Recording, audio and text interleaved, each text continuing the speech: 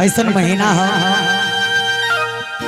हर गांव में हर नगर में भोले बाबा के मंदिर में हमने के गांव घर के माता बहन बेटी के साथ साथ सब लोग भोले बाबा के दर्शन करेला और भोले बाबा की विशेष कृपा सब भक्त लोग के ऊपर बनल रहेला। आई एक प्यारा सा भजन सुन के जाई माता जी, एक बाद भगवान के नाम लेके सब लोग जाई। आई गाना जप ले शिव शंकरी अविनाशी, जप ले शिव शंकर अविनाशी,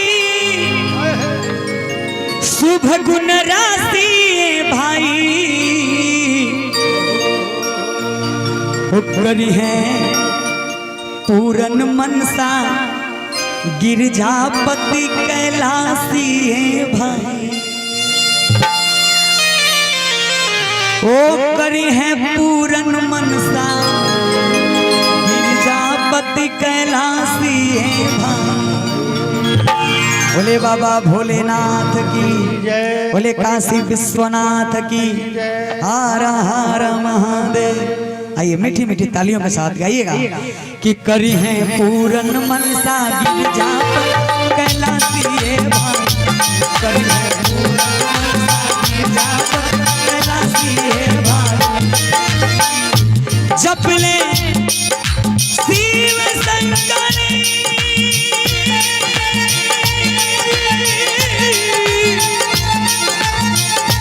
जप ले शिव शंकरी अविनाशी, जप ले शिव शंकरी अविनाशी, शुभ गुण राशि है भाई।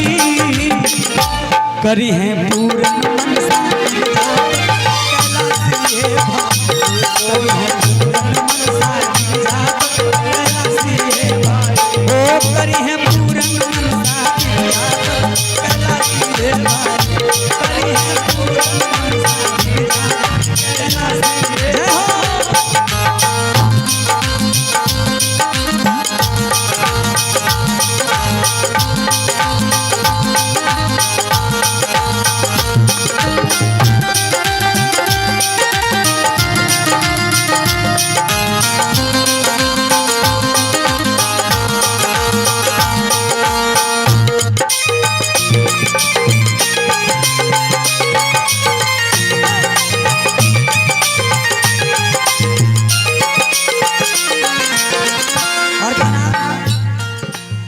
कर में डमरू त्रिशूल विराज, गले मुंड के माला।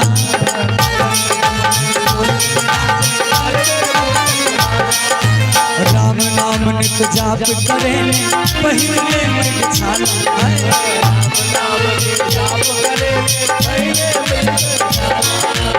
कर में डमरू त्रिशूल विराजे, गले मुंड के माला। राम नाम नित जाप करे, पहिरने में छाला। हर हर बहे जटा से गंगा, काफी अंग भूत भुजंगा। हर हर बहे, हर हर बहे जटा से गंगा, काफी अंग भूत भुजंगा।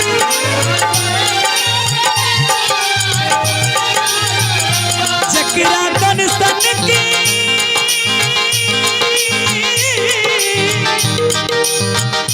जकरा दर्शन के बाद सारी दुनिया प्यासी है भाई। ओ जकरा दर्शन के बाद सारी दुनिया प्यासी है भाई। बोले काशी विश्वनाथ की बोले बाबा बैजनाथ की हर हर महादेव। ताली बजा के बाबा के बुलाएं, बाबा के बनाएं कि जकरा दर्शन के बाद सारी दुनिया प्यासी है भाई। जकरा दर्शन के बाद सारी दुनिया प्यासी है भाई।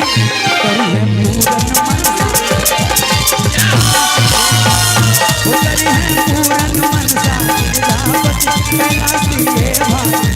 जप ले शिव